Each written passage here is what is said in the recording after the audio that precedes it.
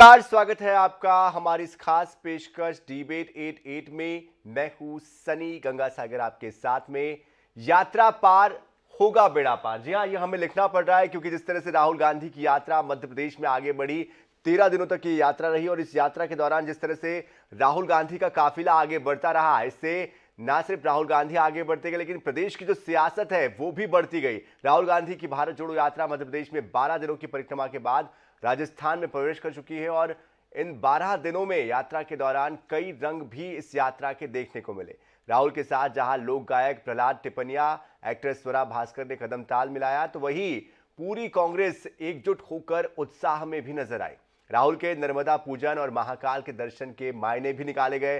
Soft Hindutva की तरफ उनके बढ़ने की बात कही गई, चुनावी हिंदू होने की बात कही गई और तमाम तरह की विपक्ष की तरफ से जो बातें हैं वो राहुल गांधी को लेकर कही गई।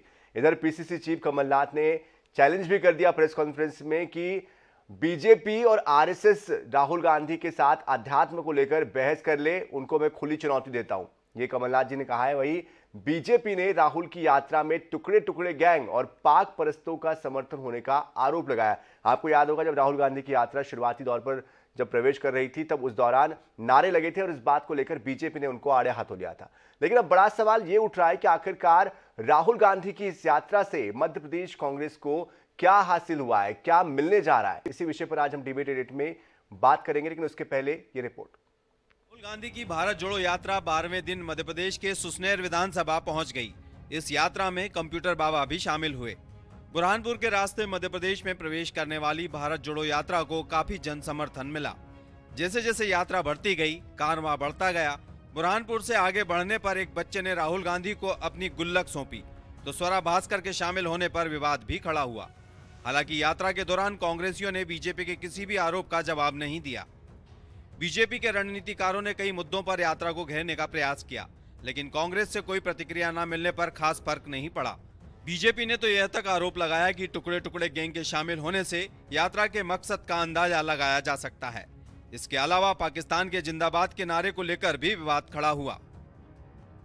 आपके साथ में सुशांत सिंह जी आपकी यात्रा में, स्वरा भास्कर जी आपकी यात्रा में, पाकिस्तान को जिंदाबाद कहने वाली बच्ची आपकी यात्रा में, ये सब टुकड़े टुकड़े गैंग के लोग, उस मानसिकता के लोग, उसको समर्थन करने वाले लोग, राष्ट्र के विरोधी लोगों को समर्थन करने वाले लोग हैं, वो सब आपकी यात्रा में। वहीं कांग्रेस का कहना है कि इन दिनों पार्टी का पूरा फोकस सिर्फ यात्रा पर है। यात्रा के दौरान कांग्रेस एकजुट भी दिखाई दी। हालांकि उज्जैन में राहुल गांधी की सभा के दौरान साउंड सिस्टम गड़बड़ाने पर राहुल गांधी जरूर नाराज हुए।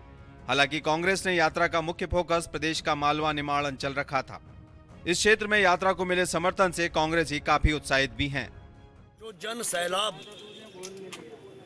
माननीय राहुल गांधी जी की यात्रा में उमड़ कर सामने आ रहा है, यह उसकी एक खींच है और मेरा सीधा आरोप है कि किसी संघ और भारतीय जनता पार्टी के ही विचारधारा के व्यक्ति को भाजपा ने घुसेड़ा है। हम लोग, हमारी पूरी टीम उस पूरी यात्रा में साथ चल रही है। हमने ऐसा कोई भी नारा नहीं सुना है। यात्रा में संगीतकार टीएम कृष्णन और सांसद नकुलनाथ भी राहुल गांधी के साथ चल रहे हैं। सुसनेर में यात्रा ने एक एम्बुलेंस को मार्ग दिया। इसके लिए यात्रा में मौजूद सभी लोग एक साइड में हो गए थे। इसमें करीब 3 से 4 हजार की संख्या में लोग शामिल हैं। राहुल गांधी को देखने के लिए सड़क के दोनों ओर बड़ी संख्या में ग्रामीणों की भीड़ लगी रही। हालांकि दिल का दौरा पड़ने से 2 कांग्रेस के नेताओं का निधन भी हो गया। आईएनएच न्यूज के लिए भोपाल से मनीष कांत जैन की रिपोर्ट।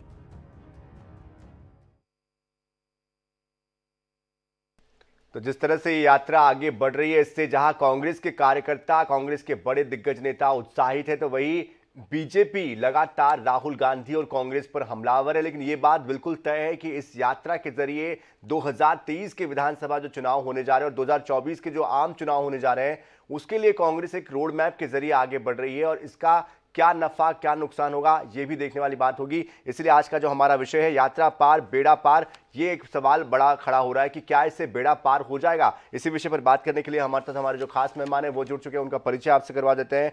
पंकज चतुर्वेदी जी, प्रवक्ता बीजेपी, हमारे साथ जुड़ रहे हैं। ये बहुत ज़्यादा जानकारी रखते हैं अपने सब्जेक्ट को लेकर और किसी भी राजनीतिक विषय को लेकर मुखरता के साथ अपनी बात रखते हैं। बहुत स्वागत है पंकज जी आपका। सिद्धार्थ सिंह रजावत जी, प्रवक्ता कांग्रेस, लगातार कांग्रेस का मजबूती के साथ पक्ष रखते रहे हैं, पॉइंट्स के साथ बात करते हैं। आपका भी बहुत बहुत स्वागत है। हर्षवर्धन प्रकाश जी वरिष्ठ पत्रकार हैं, आपसे भी हम जानने की कोशिश करेंगे कि इस यात्रा के आखिर मायने क्या निकाले जाए, क्या जो यात्रा जिस उद्देश्य से निकली थी उसको पूरा करने में कामयाब हो पा रही है। लेकिन सबसे पहले मैं आना चाहूंगा पंकज चतुर्वेदी जी आपके पास ही, इस यात्रा को आप कैसे देख रहे हैं बतौर विपक्ष के तौर पर? कितनी चुनौती भरी ये यात्रा आपके लिए है, क्योंकि लगातार बीजेपी के तमाम नेता हमलावर होते रहे इस पूरे 12-13 दिनों के वक्त के दौरान? देखिए सनी जी, ये यात्रा एक सुपर फ्लॉप यात्रा है और जहां श्रीमान राहुल गांधी जी ने और कांग्रेस पार्टी ने यह प्रयास किया कि किसी भी प्रकार से इसको मीडिया में जगह मिलती रहे ऐसे काम किए और कुछ बहुत बड़ी बड़ी जिसको हम कहते हैं ब्लंडर भी करी। कितना शर्म का विषय है कि अभी कांग्रेस के जो मीडिया के प्रमुख कह रहे थे कि हमने नारा नहीं सुना। कमलनाथ जी का वीडियो वायरल है जहां वो कह रहे हैं कि हाँ पाकिस्तान जिंदाबाद का नारा लगा था और उसको लाइव आईएनसी-एमपी के उससे ट्वीट किया था जिन पर प्रकरण पंजीबद्ध हुआ कांग्रेस के लोगों पर। तो हम किसको सच माने, कमलनाथ को या वो व्यक्ति जो आज मीडिया प्रभारी के नाते झूठ बोल रहा है, जो लोगों को गाली बकते हुए जिसके वीडियो वायरल होते हैं? आज सबसे पहले यदि राहुल गांधी जी में थोड़ी भी यदि नैतिकता शेष होती, भारत के प्रति उनका समर्पण शेष होता, तो उनको क्षमा याचना करनी चाहिए थी कि उनकी यात्राएं पाकिस्तान जिंदाबाद के नारे कैसे लगे। हमने सरकार से एफआईआर में मांग करी है कि राहुल गांधी, प्रियंका गांधी, कमलनाथ जी पर प्रकरण पंजीबद्ध हुई उस यात्रा में साथ थे, दिख रहा है वीडियो में जहां पाकिस्तान जिंदाबाद के नारे लगे। भारतीय जनता पार्टी के हमारे राजनेता पर, लोकेन जी पर आप रायपुर में प्रकरण पंजीबद्ध कराते हैं सरकार का दुरुपयोग करके। ये सनी जी कौन सी भारत जोड़ो यात्रा है जहां कमलनाथ जी स्वीकार कर रहे हैं पाकिस्तान जिंदाबाद का नारा लगा है? ये भारत तोड़ो यात्रा है, ये नफरत फैलाने की यात्रा है, मां भारती के विरोध की यात्रा। और लोग कौन शामिल? टुकड़े टुकड़े गैंग का सरगना कन्हैया कुमार, पाकिस्तान का समर्थन करने वाली भारत की सेना पर सवाल उठाने वाली स्वरा भास्कर, गाय गौशाला के नाम पर दुकानदारी करने वाले एक बाबा जी। और हम तो पूछते हैं कमलनाथ जी कितने किलोमीटर पैदल चले सनी जी? लेकिन पंकज जी लेकिन आपको ये बात तो माननी पड़ेगी, यात्रा में जिस तरह की भीड़ या जिस तरह का रिस्पांस मिल रहा है, चाहे वो राहुल गांधी को देखने के लिए आ रहे हो या सुनने के लिए आ रहे हो, चाहे इंदौर की बात करें, उज्जैन की या बाकी जगहों की बात करें, लेकिन भीड़ तो दिखाई दी है। देखिए सनी जी, सवाल भीड़ का नहीं है, सवाल यात्रा के उद्देश्य का है। बिल्कुल, जिस यात्रा में पाकिस्तान जिंदाबाद का नारा लगे, कमलनाथ जी स्वीकार करें, वो कौन सा भारत जोड़ो का काम करें, हम ये जानना चाहते हैं। जिन जिन राहुल गांधी जी को श्री राम और सिया राम का अंतर नहीं पता, उनसे कमलनाथ जी कहते शास्त्रार्थ कर लें। जिनको इतिहास नहीं पता, टांटिया मामा और भगवान बिरसा मुंडा का बलिदान संघ की स्थापना के पहले था, राहुल गांधी कहते हैं कि संघ का योगदान था। आज कमलनाथ जी ने भी, आपको बीच में रोक रहा हूं, माफी चाहूंगा पंकज चतुर्वेदी जी, लेकिन जिस तरह से आज कमलनाथ जी ने प्रेस कॉन्फ्रेंस में एक बात कही है कि आरएसएस और बीजेपी दोनों को ही मैं चुनौती देता हूं कि शास्त्र को लेकर, धर्म को लेकर राहुल गांधी से वो डिबेट कर ले या बात कर ले, इसको लेकर वो उनको पार नहीं कर पाएंगे। आप क्या कहेंगे? सर वही आपसे निवेदन कर रहा हूं सनी जी कि चुनावी हिंदू, इच्छाधारी हिंदू, कोर्ट पर जनेऊ पहनने वाले फिरोज भाई के पौत्र दत्तात्रेय गोत्र, जिनका डीएनए फिरोज भाई का है, उनको क्या पता? आप समझ लो राहुल गांधी का ज्ञान कितना है कि जिनको श्री राम और सिया राम क्या है ये नहीं पता। आप बता दीजिए एक बार सर। मैं बता देता हूं सर कि श्री यानी मां लक्ष्मी, श्री और मां लक्ष्मी का अवतार माता सीता, श्री राम यानी सिया राम ही है। लेकिन ये अंतर राहुल गांधी को कहां पता? श्री यंत्र की बात करते हैं। सनातन संस्कृति में कहीं भी देवी के बिना प्रारंभ ही नहीं है, तो सिया राम बोलना, जय जय सिया राम बोलना और जय जय श्री राम बोलना एक ही बात है। श्री का आशय माता लक्ष्मी से, माता सीता से पर राहुल गांधी की समझ है, जिन राहुल गांधी को इतिहास का नहीं पता। मैंने आपको बताया कि भगवान बिरसा मुंडा का, क्रांति सूर्य टांटिया मामा का, इनका बलिदान 1900 में हो गया, एक का 1889 में, एक का 1900 में, संघ बना 1925 में। श्रीमान राहुल गांधी कहते हैं कि संघ की भूमिका थी। तो जिनको इस बात का ज्ञान और भान नहीं कि श्री और सिया का मायने एक होता है, वो क्या धर्म, मैंने इसीलिए कहा। चलिए सिद्धार्थ जी से सवाल पूछ लेता हूं, मैं आपके पास वापस आऊंगा, लेकिन जिस तरह से मालवा निमाड़ को साधने की जो कोशिश हुई है वो भी मैं आपसे पूछूंगा कितना वो साध पाए हैं। लेकिन सिद्धार्थ सिंह राजावत जी बहुत देर से इंतजार कर रहे हैं। सिद्धार्थ जी, यात्रा को तो फ्लॉप बता रहे पंकज चतुर्वेदी जी, आपको क्या लगता है? और सिया राम, श्री राम जो नाम बार बार लिए जा रहे हैं, जिस तरह से हम देख रहे हैं कि कांग्रेस की एक टैक्टिक्स, हम ये भी देख रहे हैं कि बीजेपी के नेता लगातार यात्रा को लेकर बयान दे रहे हैं लेकिन कांग्रेस प्रतिक्रिया नहीं दे रही है, क्या ये आपकी एक रणनीति का हिस्सा है? हेलो जी, एक मिनट होल्ड कीजिए।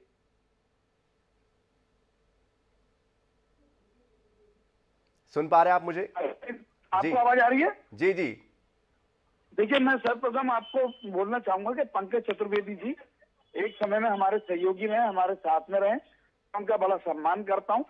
देखिए, जब जब कोई भी सफल कार्यक्रम होता है तो उसमें जो भी विपक्षी होता है उसको आलोचना देती है, और मैं हमेशा सम्मान करता हूँ उस आदमी का जो बात को समझे और समझ के समझाए।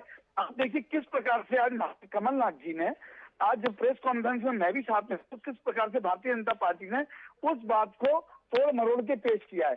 जब एक पत्रकार ने पूछा कि ये पाकिस्तान जिंदाबाद के नारे लगे थे और आपके ट्विटर हैंडल से वो गए थे, तो उन्होंने साफ बोला कि ये आप लोग उसको चेक नहीं कर पाए, हमारी आईटी सेल ने बिना चेक करे, क्योंकि व्यवस्था चल रही थी, सब लोग लाइव चल रहे थे, बिना देखे उसको कर दिया। उसके बाद जब संज्ञान में लिया और उसका निरीक्षण किया गया तो मालूम चला कि भारतीय जनता पार्टी द्वारा इसको रचित था और लोकेन पाराशर जी पे उस पर FIR भी हुई। अब रही बात सीताराम की और सियाराम की, तो आप बताइए कि कोई सी भी चौपाई उठा लीजिए, उस चौपाई में सर्वप्रथम सीता जी का नाम प्रथम होता है। अब ये जो नए नए धार्मिक और नए हथकंडे जो भारतीय जनता पार्टी अपनाती है जनता के बीच में जाने के लिए, जय जय श्री राम, जय जय श्री राम, कुमार विश्वास जी बोल रहे थे कि जय जय श्री राम जब बोलते हैं तो उनकी भावना अलग होती है, और जब सीताराम बोलते हैं तो उसकी भावना अलग होती है। सनातन धर्म के अंदर पहले राधा बोला जाता है, फिर कृष्ण बोलता है, राधा राधे राधे बोला जाता है, राधा कृष्ण बोला जाता है, कभी भी पहले पुरुष का नाम नहीं लिया जाता। सर्वप्रथम हम लोग महिला का सम्मान करते हैं। मैं पंकज भाई का बहुत सम्मान करता हूँ, लेकिन ओंकारेश्वर और उज्जैन की यात्रा को लेकर भी बार बार सवाल उठते रहे हैं। राहुल गांधी ने जिस तरह से ओंकारेश्वर में जाकर पूजा की, जहां पर उज्जैन में पूजा की, उन्होंने जिस तरह से जनेऊ ऊपर से पहना, ये जो चीजें निकल कर बाहर आ रही है, कहीं ना कहीं ये विपक्ष को एक मौका देती है, टाइमिंग खासकर। अगर राहुल गांधी जी ने जनेऊ ऊपर से पहन लिया तो उसको पूरा इंडिया की खबर बनाएंगे, और BD शर्मा जी ने जब पहना था जनेऊ ऊपर से पहन के अपने सहपत्नी और बच्चों के साथ जब वो पूजा कर रहे थे, उसको क्या आप हिंदू धर्म का बहुत बड़ा सम्मान मानेंगे? आप अपने गृहमान में भी झांक के देखिए, अगर एक उंगली आप सामने उठाएंगे तो 4 उंगली आपकी तरफ जाती है, अगर सूर्य पे आप झुकेंगे तो पहले आपके ऊपर गिरेगा। और बंद करके सूर्यास्त सूर्योदय देखना भारतीय जनता पार्टी बंद करे। आज राहुल गांधी जी की जो सफलता यात्रा की, उससे ये लोग बौखला गए हैं। आप देखिए किस प्रकार से परेशान है, किस प्रकार से बेचैन है।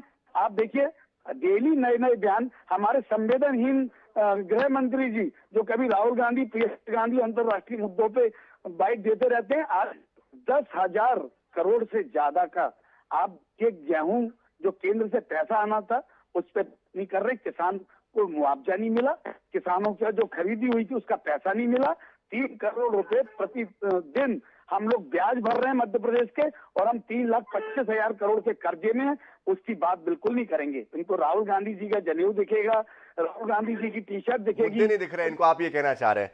पंकज जी आपके पास आना चाहूंगा, उसके बाद मैं जाना चाहूंगा हर्षवर्धन जी के पास। देखिए सनी जी, मैंने बहुत स्पष्ट कहा कि राहुल गांधी जी का धार्मिक ज्ञान कितना है कि उनको श्री का अर्थ ही नहीं पता। श्री यानी मां लक्ष्मी, पंकज जी आपको नहीं लगता जिस तरह से राजनीति इन दिनों हो रही है, क्यों हम धर्म के इर्द गिर्द ही घूम रहे हैं? क्यों हम मंदिर मस्जिद और हिंदू और मुस्लिम की बात कर रहे हैं? क्यों नहीं हम मुद्दों पर आते हैं? क्यों नहीं हम कर्ज की बात करते हैं, किसानों की यूरिया की बात करते हैं, बेरोजगारी की बात करते हैं, महंगाई की बात करते हैं? क्यों हम सिर्फ पूरे विषय को ले जाते हैं हिंदू मुस्लिम और धर्म की आड़ में? सर, ये कांग्रेस की यात्रा में यदि पाकिस्तान जिंदाबाद का नारा लेकर तो सवाल नहीं उठाएंगे। आप बिल्कुल उठाइए, जो गलत है उस पर उठाइए, लेकिन फोकस सिर्फ एक ही बात पर जो होता है उसको लेकर मेरा सवाल है। सर देखिए, मैं आपको उत्तर देता हूं। मध्य प्रदेश की विकास दर 19.76% है, देश के 28 राज्यों में सर्वाधिक। अभी रिसेंट रिपोर्ट आई है भारत सरकार की बेरोजगारी की, मध्य प्रदेश में बेरोजगारी की दर 1.2% कम हुई है। राजस्थान, छत्तीसगढ़ 2 ही राज्य बचे हैं कांग्रेस के, वहां बेरोजगारी की दर बढ़ी है। मध्य प्रदेश में प्रति व्यक्ति आय 33,000 थी दिग्विजय सिंह की बंटाधार सरकार में, अब 1,24,000 रुपए। मध्य प्रदेश की जीएसडीपी जो 33,000 करोड़ की थी, अब 12 लाख करोड़ की जीएसडीपी है मध्य प्रदेश की। यह विकास का पैमाना है ना।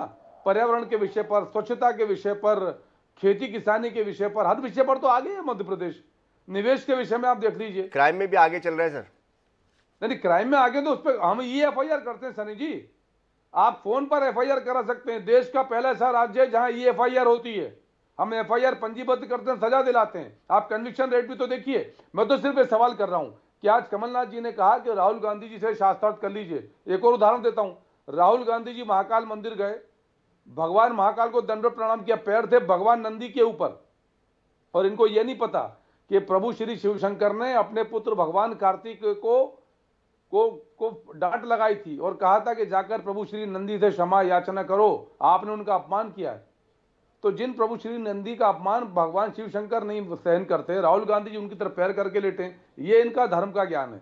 इनको श्री राम और सिया राम का अंतर पता है, क्या बात करेंगे, क्या शास्त्रार्थ करेंगे। चलिए हर्षवर्धन जी के पास चलते हैं। हर्षवर्धन जी, बहुत देर से आप इंतजार कर रहे हैं, जिस तरह की ये यात्रा आगे बढ़ रही है, सिया राम, जय श्री राम और तमाम तरह के जो इसमें विषय आए हैं, क्या आपको लगता है कि इस तरह की यात्रा से ये जो राजनीति अभी इन दिनों चल रही है प्रदेश के अंदर, इससे आने वाले समय में प्रदेश की राजनीति में बड़ा फर्क पड़ेगा? खासतौर पर कांग्रेस का जो संगठन है, जिस तरह की परिस्थितियां हम देख पा रहे हैं पिछले चुनाव से लेकर अब तक की, उसमें कोई बदलाव होगा?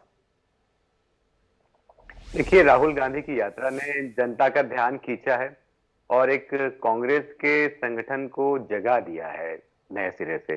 लेकिन अब ये पूरा कांग्रेस के संगठन पे, जो राज्य स्तरीय नेता है उन पर निर्भर करता है कि वे इस मोमेंटम को कैसे बरकरार रखते हैं 2023 के चुनाव को तक। हाँ, इसमें अभी 1 साल का फासला है, बहुत लंबा है, वरना यही है कि भाई यात्रा का कारवां गुजर गया और गुबार देखते रहे। अब राहुल गांधी लगातार बुनियादी सवाल उठा रहे हैं इस यात्रा में। वे बेरोजगारी की बातें करते हैं, वे महंगाई की बातें करते हैं, जीएसटी की बातें करते हैं। उनको देखने का, चाहे वो कौतूहल कह लीजिए या फिर जनता का एक जुड़ाव कह लीजिए, लोग तो आए यात्रा में, इससे कोई इनकार नहीं कर सकता। बुरहानपुर में ज्यादा लोग थे, उसके बाद कुछ कम हुए, लेकिन उज्जैन, इंदौर में लोग जुट गए। अब कांग्रेस के सामने चैलेंज ये है कि ये जो लोग जुटे हैं, जो भीड़ जुटी है, वो कैसे वोट बैंक में बदलें। इसके लिए कांग्रेस को अपने संगठन की पूरी ओवरहॉलिंग करनी होगी चुनावों तक, जिसमें अब 1 साल का समय रह गया है, बहुत कम समय है, 2-3 महीने आप मान लीजिए आचार संहिता के आसपास आप चला दीजिए। तो अब ये कमलनाथ हैं, दिग्विजय सिंह हैं और दूसरे जो शत्रप हैं जो जाग गए हैं इस यात्रा के बहाने, वो जागते रहें ताकि कांग्रेस कुछ बदलाव कर पाए चुनाव में। बिल्कुल, लेकिन ये जो मनमुटाव की स्थितियां रहती है कांग्रेस के अंदर, संगठन के अंदर, जो खेमेबाजी की बातें अक्सर निकल कर आती है, क्या उस पर विराम लग पाएगा? क्या अब जो मोमेंटम क्रिएट हुआ जिसकी आप अभी बात कर रहे थे, उसका बेनिफिट उठाने में कामयाब हो पाएगी? देखिए, कमलनाथ के आने के बाद जो वीटो है निर्णयों का, वो कमलनाथ का अकेले का रहता है। मुख्यमंत्री भी रहे, उसके बाद प्रदेश कांग्रेस के अध्यक्ष हैं, और इस बीच ये भी हुआ कि सिंधिया जो हैं वो चले गए भाजपा के पाले में। तो अब दिग्विजय सिंह रह गए, कमलनाथ रह गए और अजय सिंह रह गए, अरुण यादव रह गए। अरुण यादव को भी आपने देखा कि वो अपने निमाड़ क्षेत्र में सक्रिय तो हुए, लेकिन अब केवल राहुल के सामने मुंह दिखाई के लिए वो सक्रिय हुए हैं। उसके बाद क्या होगा? अजय सिंह जो हैं, जिनके बारे में बिल्कुल ये हम देख रहे हैं कि वो उतने सक्रिय फिलहाल नहीं दिखाई दे रहे हैं। यात्रा में तो वो दिखाई दिए हालांकि बुरहानपुर में, उसके पहले वो जितनी उनसे उम्मीद की जाती है सक्रिय नहीं दिखाई दिए। तो अब ये जो गुटबाजी की एक समस्या है और संगठन को कसने की जो चुनौती है, उससे कांग्रेस को पार पाना होगा। बिल्कुल पार पाना होगा। लेकिन आज जो रिटर्निंग कमेटी की जो बैठक हुई है, पहली बैठक खड़गे जी ने आज ली है, तो सिद्धार्थ जी आपसे हम समझना चाहेंगे, खड़गे जी ने साफ कह दिया कि भाई जो निष्क्रिय है आप अपने पद से हट जाइए, जो लोग नए लोग हैं उनको मौका दीजिए। तो क्या इस यात्रा के जरिए संगठन में बदलाव होगा? और जिस तरह से कमलनाथ जी भी आज कह रहे थे कि राहुल गांधी की इमेज के लिए करोड़ों रुपए बीजेपी ने खर्च किया कि उनकी इमेज को बदला जाए, खराब किया जाए, या उनको इस तरह से बदनाम किया जाए, जो उनके नाम रखे जाते हैं अलग अलग तरह के, या उनके मीम्स बनाए जाते हैं, ऐसे में इस यात्रा का जो उद्देश्य है क्या वो पूरा हो पा रहा है? देखिए, पहले तो मैं आपको ये स्पष्ट कर दूं कि हमारे माननीय राहुल गांधी जी का जो विजन है, जो उद्देश्य है, वो राजनीतिक नहीं है। अगर राजनीतिक हो तो एक प्रदेशों में सर राजनीतिक भी हो तो कोई गलत क्या है? अगर आप बतौर एक राजनीतिक दल के तौर पर काम कर रहे हैं तो राजनीतिक भी हो तो उसमें गलत क्या है? नहीं, मैं आपको एक बात बता रहा हूँ। माननीय राहुल गांधी जी ने जो एक संदेश दिया है कि वो गरीब, जो किसान हैं, जो जीएसटी से पीड़ित जो व्यापारी हैं, जो गरीब लोग हैं, आप देखिए कि ये पहला इंसान था जिसने सबसे पहले ये बोला था कि कोविड में बहुत बड़ी महामारी फैलने वाली है, हिंदुस्तान के प्रधानमंत्री को संज्ञान लेते हुए सारे एयरपोर्ट बंद करने चाहिए और उसको सुचारू रूप से सारी व्यवस्थाएं करनी चाहिए, तब जाके देश में महामारी पे काबू पाएंगे। और वो बात नहीं मानी सरकार ने। और आज जब राहुल गांधी जी ने देख लिया कि जनता त्राईमान कर रही है, पेट्रोल डीजल की कीमत आसमान छू रहे हैं, एक आम आदमी जो 10,000 रुपए में अपनी गृहस्थी चला लेता था, वो आज अपना दवाई और अपना इलाज भी करा पा रहा 10,000 रुपए में। आप जीएसटी के ठीक है, मुद्दे अपनी जगह पे हैं, लेकिन आप मुझे बताइए कि जिस तरह से सिद्धार्थ जी आपके संगठन में हम देखते हैं अलग अलग जो धड़े दिखाई देते हैं, क्या वो एकजुट हो पाए? क्योंकि राहुल गांधी के दौरान जब वो आए उस समय तो सब लोगों ने यात्रा में शामिल होकर अपनी मौजूदगी दर्ज कराई, उनके सामने एकजुटता भी दिखाई, लेकिन क्या ये एकजुटता चुनाव के वक्त भी रहेगी? क्या संगठन में आमूलचूल परिवर्तन करने की दिशा में भी आगे बढ़ा जा रहा है? देखिए, मैं आपको बड़े आश्वस्त करके बताना चाहता हूँ कि मैं 18 तारीख को सहारनपुर बुरहानपुर पहुंचा था, और बुरहानपुर पहुंचने की 23 तारीख से यात्रा शुरू हुई थी। सारे नेता कंधे से कंधा मिला के चल रहे हैं माननीय कमलनाथ जी के नेतृत्व में, जो 23 का चुनाव होना है। और आप देखिए, हमेशा बात करती है कांग्रेस की गुटबाजी की। मैं पूछना चाहता हूँ, आज मेरे बड़े भाई पंकज जी बैठे हुए हैं, कि नाराज भाजपा, शिवराज भाजपा, महाराज भाजपा, प्रेम सिंह तोमर और जयवान सिंह पवैया रूपी बीमार भाजपा, पहले आप अपनी गुटबाजी को आप देखिए, उसके बाद आप राहुल सिंह या राहुल भैया, अरुण यादव जी या दिग्विजय जी या कमलनाथ जी की बात कीजिए। आज एकजुट है, और हमने जो राष्ट्रीय अध्यक्ष हमने बनाया है, आप देखिए, आज तक भारतीय जनता पार्टी संघ में कभी कोई दलित को क्यों नहीं मौका देती? हमारी पार्टी ने हमेशा दलित और पिछड़ों को मौका दिया। ये हमेशा राजनीति करते हैं, ये राजनीति करते हैं पिछड़े की, ये राजनीति करते हैं ओबीसी। चलिए जवाब दे देते हैं पंकज जी। कांग्रेस पार्टी ने बाबू जगजीवन राम जी के बाद खड़गे जी को अध्यक्ष बनाया और उनका भी अपमान किया। यही मध्य प्रदेश में उनके पोस्टर लगाए। हम तो सिर्फ ये जानना चाहते हैं, कमलनाथ जी इतनी बड़ी बड़ी पोस्टर पर भी राजनीति हुई है। पोस्टर जब लगाए गए थे तो उस वक्त पोस्टर उतरवाए गए थे, दिग्विजय सिंह ने बात की थी इंदौर में, याद होगा आपको? सर मैं वही तो कह रहा हूँ सनी जी, कि कमलनाथ जी का वीडियो वायरल है, कह रहे हैं कि हम 7 दिन से मरे जा रहे हैं। ये यात्रा है, कमलनाथ जी प्रदेश कांग्रेस कमेटी के अध्यक्ष कह रहे हैं कि हम एक धर्म गुरु के सामने कह रहे हैं कि हम 7 दिन से मरे जा रहे हैं।